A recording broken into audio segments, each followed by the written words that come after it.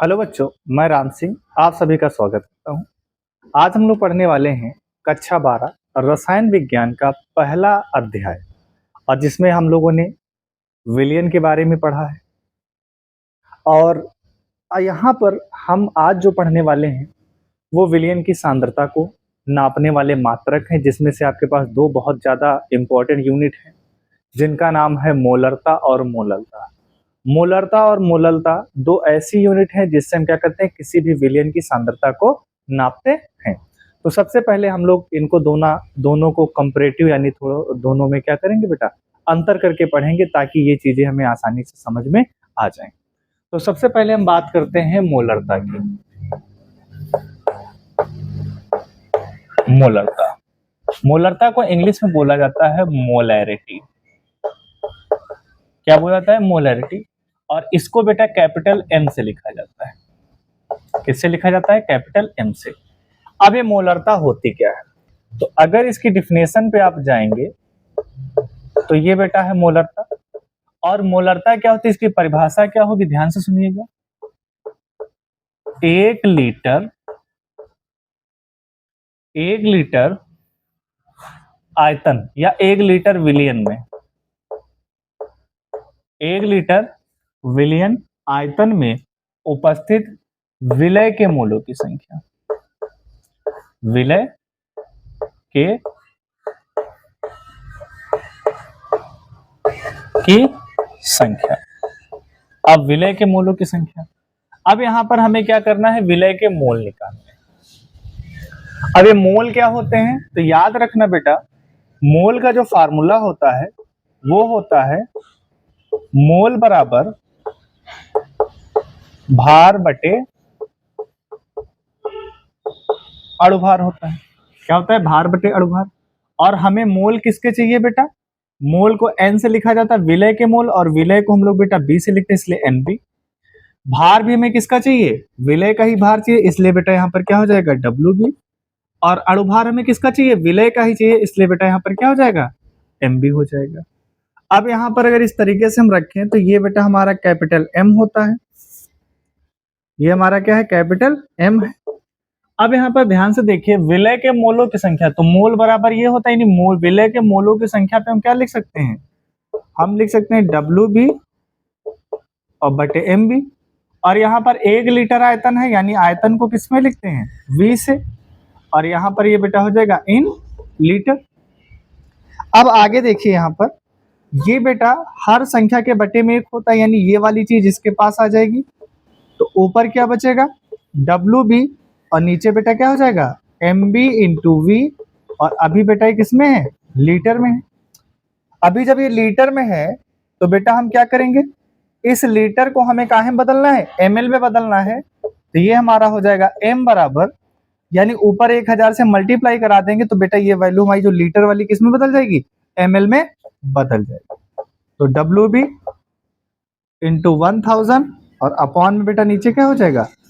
M B into V, और ये हो जाएगा इन एम एल। तो ये बेटा मोलरता को ज्ञात करने, यानी किसी विलयन की सांद्रता अगर हमें मोलरता में ज्ञात करनी है तो उसके लिए बेटा हमारे पास ये फार्मूला होता है। इतनी बात आपको समझ में आ गई। अब आगे देखिए, इसी से जस्ट रिलेट करता हुआ थोड़ा सा हमारे पास एक टॉपिक है जिसका नाम है मोललता। अब ये सर मोललता क्या होता है? इंग्लिश में बोलते हैं मोलैलिटी। क्या बोलते हैं? मोलैलिटी। और इसको स्मॉल एम से लिखा जाता है। किससे लिखा जाता है? स्मॉल एम से। तो मोललता क्या होती है? अब मैं इन दोनों को रिलेट कर रहा हूं। देखिए यहाँ पर क्या था? 1 लीटर विलियन आयतन में उपस्थित विलय के मोलों की संख्या। और यहाँ पर अब लीटर की जगह क्या लिखोगे? 1 किलोग्राम। कितना बेटा? 1 किलोग्राम। और यहां पर बेटा इस बार हमने क्या लिया है? विलायक। तो 1 किलोग्राम विलायक में उपस्थित विलय के मोलों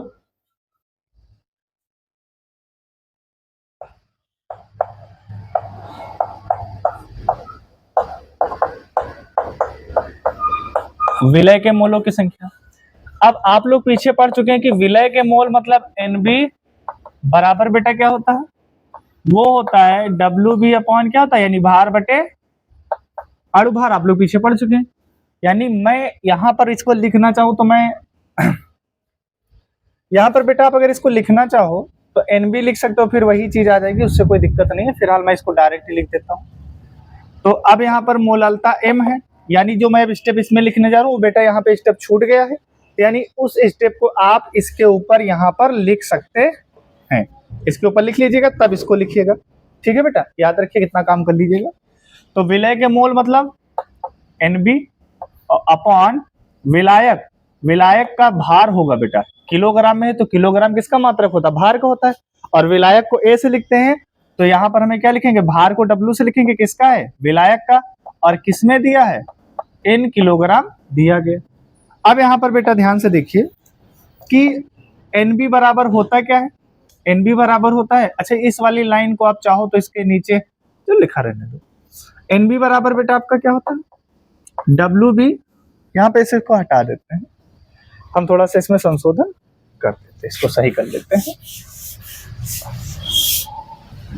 ये देखिए अब यहां पर ये हो जाएगा स्मॉल m बराबर विलय के मोलों की संख्या NB, और नीचे क्या हो जाएगा WA, विलायक का भार इन किलोग्राम। अब यहां पर देखिए हम जानते हैं कि NB बराबर क्या होता है, WB अपॉन बेटा क्या होता है MB, यानी NB की जगह पे हम ये रख सकते हैं, तो इसलिए स्मॉल m बराबर ऊपर क्या हो जाएगा WB और नीचे बेटा क्या हो जाएगा MB, और ये आपकी हो जाएगी मेन बटे की लाइन, और यहां पर हो जाएगा ये WA, और अभी तक ये किस में चल रहा है, किलोग्राम में चल रहा है। अब आपको पता है यहाँ पे देखिए ये MB WA के पास आएगा तो ऊपर क्या बचेगा WB, और नीचे आपका बेटा बचेगा MB इंटू WA, और इन बेटा किस में चल रहा है अभी तक, किलोग्राम में चल रहा है। अब ये आपका हो जाएगा स्मॉल m बराबर WB, किलोग्राम को हमें क्या करना है बेटा, ग्राम में बनाना है, तो 1 किलोग्राम में कितना ग्राम होता है, 1000 ग्राम होता है।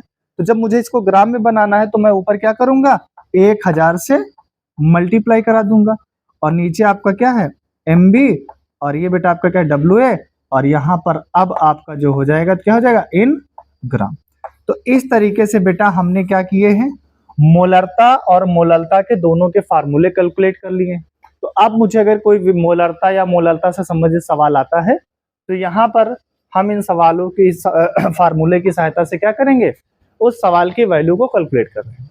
तो मोलरता और मोललता क्या है बेटा, मोलरता और मोललता क्या है, किसी भी विलयन की इनकी सहायता से क्या करते हैं, ये यूनिट है, यानी किसी भी विलयन की सांद्रता को हम मोलरता या मोललता में नाप सकते हैं। अब यहाँ पर इनके मात्रक की बात कर ले तो इसका बेटा जो मात्रक होता है,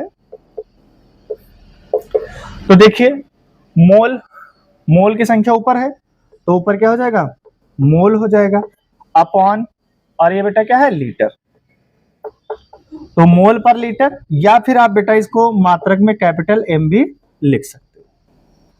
इसी तरह से बेटा इसका क्या हो जाएगा, इसका मात्रक हो जाएगा मोललता का, ये बेटा आपका हो जाएगा मोल प्रति किग्रा, क्योंकि ऊपर मोल की संख्या है मोल और नीचे क्या है विलायक किलोग्राम में तो किलोग्राम, या इसका जो मात्रक है आप स्मॉल m भी लिख सकते हैं। तो इस तरीके से बेटा ये हमारा मोललता और मोललता का टॉपिक कंप्लीट होता है। यदि आपको कहीं पर कोई समस्या आ रही है तो आप कमेंट करके हमें जरूर बताएं। धन्यवाद।